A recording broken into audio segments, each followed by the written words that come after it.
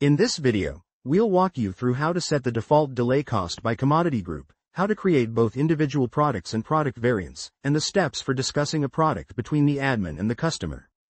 Let's start with how to configure default delay cost settings based on commodity groups.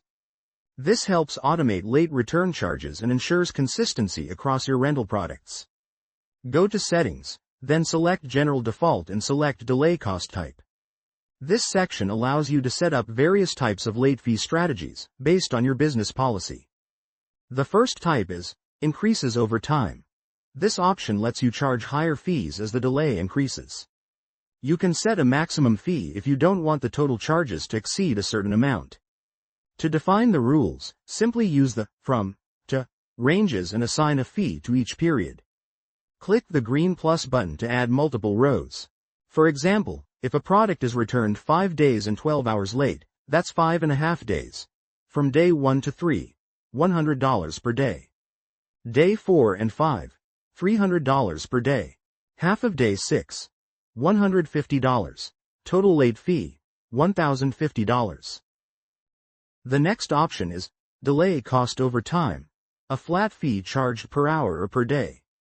Use the Per Hour field to enter the amount charged for each hour the item is returned late. Use the Per Day field to enter the amount charged for each day of late return. You can also define a grace period before charges apply, using the Apply After field. This means the number of free hours after the rental end time where no late fee is charged. For example, the late fee is $10 per hour and $100 per day, after 3 free hours. If the return is 28 hours late, that means 25 chargeable hours. The late fee would be $110. Another method is applying a percentage of the rental order value.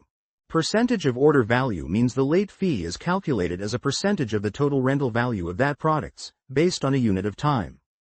Use the Delay Cost field to enter the percentage to apply, for example, 20% of the rental value per day. Note: this rental value is calculated before tax and discount. In the Units field, choose the time unit the percentage applies to, such as days or weeks. Example: if the total rental amount before tax and discount, subtotal, is $100, and the delay fee is 20% per day. If 2 days late will be charged $40. You can also base the delay fee on a percentage of the product's sale value. Use the Delay Cost field to enter the percentage to apply, for example, 2% of the sale price per day. In the Units field, choose the time unit the percentage applies to, such as days or weeks. For example, if the sale price of a laptop is $2,000, and the late fee is 2% per day, a 3-day delay would result in $120 in late fees. When you're done, click Save to apply the changes. Once your delay cost types are ready, you can assign them as default settings for each commodity group. In the General Settings, go to the Delay Cost tab and click Add in the Commodity Group field. Select the product group you want to apply the delay fee to, then choose the appropriate type in the Type field. This delay cost type will automatically apply to all products under the selected group, unless a product has its own custom delay cost.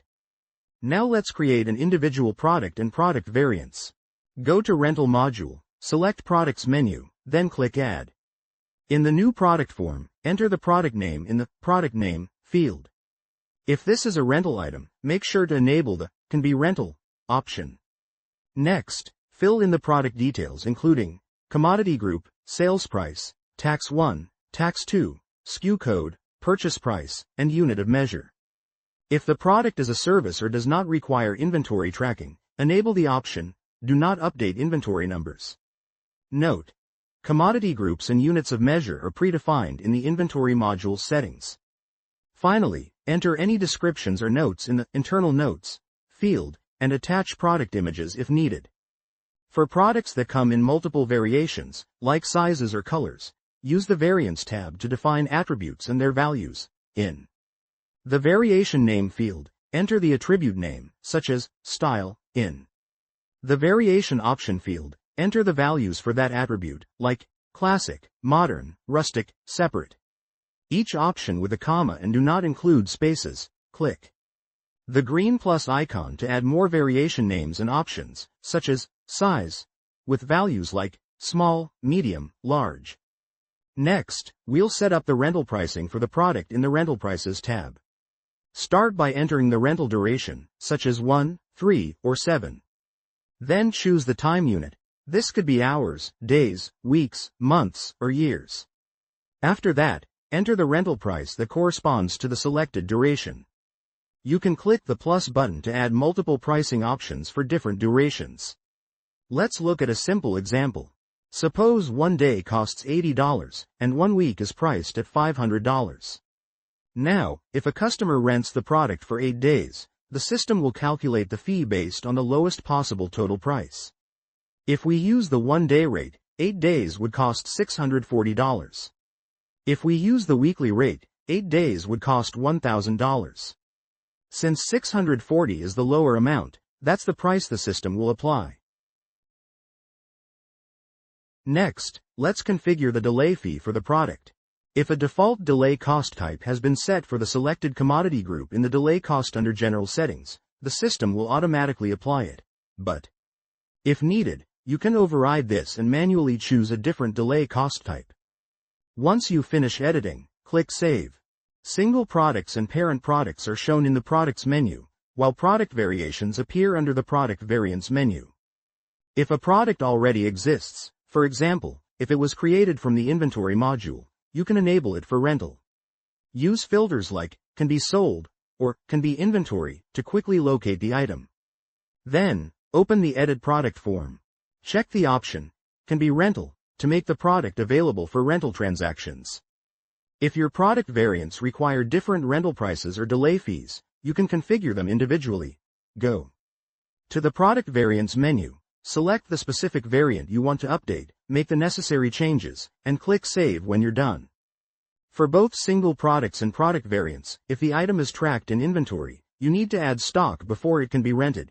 You can do this using the Inventory Receiving Voucher or the Add, Import Opening Stock function. However, for non-inventory products, that is, products with the Do Not Update Inventory Numbers option enabled, there's no need to add stock. In the product detail page, you can view basic information, rental pricing, delay fees, and a list of product variants if available. You can also communicate with customers about the product through the Discussion tab. But first, some settings need to be configured. Go to Settings, then select Other Settings. Start by choosing one or more recipients in the Notification Recipients for the product field. Whenever a customer leaves a comment on a product, these staff members will receive a notification, allowing for faster handling and response. Next, enable the Show Public Page option. This will allow customers to view the list of rental products on the customer portal and submit comments or questions about them. When customers access the customer portal, they can click on the Products tab to explore rental products. Here, they can browse through the list of available rental items. Rental products can be either service-based items or stocked inventory products. If the product is an inventory item, the system will display an out of stock label when its available quantity reaches 0. When they find something they're interested in, they simply click on that product to open its product detail page. On this page, they can view a detailed description of the item, including specifications, rental pricing. If the customer has a question about the product, or wants to share a comment, they can scroll down to the discussion section. Here, they just type their message into the provided field and submit it. As soon as the message is posted, the system will instantly send a web notification to all staff members who have been set in the notification recipients for the product setting. Staff can click directly on the notification to jump to the product's detail page.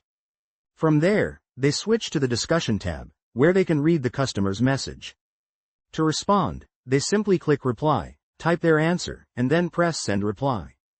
Once sent, the customer will see the response appear in the same discussion section in their customer portal. If the customer still has questions or needs clarification, they can click Reply again to continue the conversation. This back and forth messaging makes it easy for both customers and staff to keep all communication about a product in one place, ensuring clear and timely responses. And that's it. You now know how to configure default delay costs, create both individual products and product variants, and manage customer discussions about the product.